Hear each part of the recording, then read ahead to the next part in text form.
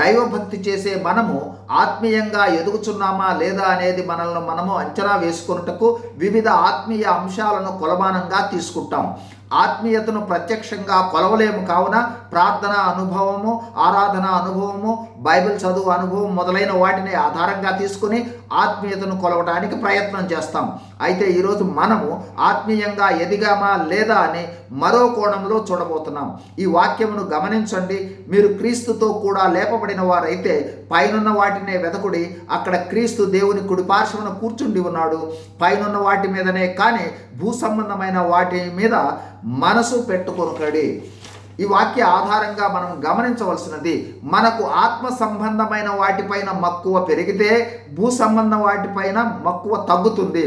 అంటే ఆత్మీయంగా మనము ఎదుగుచున్నామంటే మనలో భూ సంబంధమైన వాటి మీద ఆశ, ఆసక్తి గతము కన్నా తగ్గుతూ వస్తూ ఉంటుంది.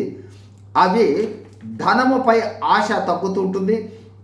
లోక సంబంధమైన ఆస్తి ఐశ్వర్యాల మీద ఆశ తగ్గుతూ వస్తుంది.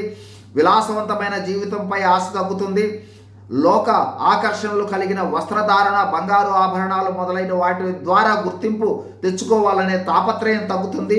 మాట్లాడే అబద్ధాలు తగ్గుతాయి. వేషధారణ, మాటలు, ప్రవర్తన దైవికంగా మారుతుంది.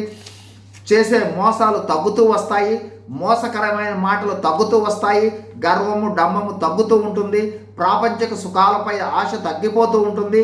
అధికారం కోసం తాపత్రయం గతం కన్నా తగ్గుతూ వస్తుంది. ప్రజలపై నియంత్రణ, పెత్తనం చేయాలనుకోవటం తగ్గుతూ వస్తుంది. శరీర సంబంధమైన కోరికలు తగ్గుతూ వస్తాయి.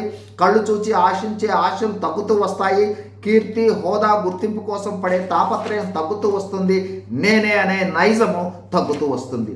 ఇవి కొన్ని మాత్రమే. మనం పరీక్షించుకుంటే మనకు ఇంకా అనేకమైనవి మన జీవితంలో గమనించవచ్చు. ఈ లోక సంబంధమైన వాటి మీద మనసు తగ్గుటకు ఆత్మీయ విషయాల్లో ఎదుగుదల సహాయం చేస్తుంది. అంటే మారు మనసు అనుభవం, సంఘ సహవాసం, ప్రార్థన అనుభవం, ఆరాధన అనుభవం, బైబిల్ ధ్యానం, ఆత్మ నింపుదల మొదలైనవి సహాయం చేస్తాయి.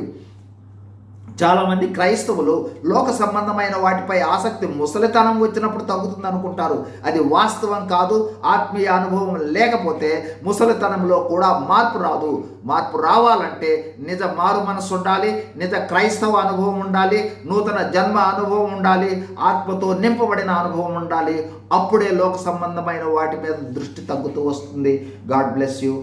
Thank you.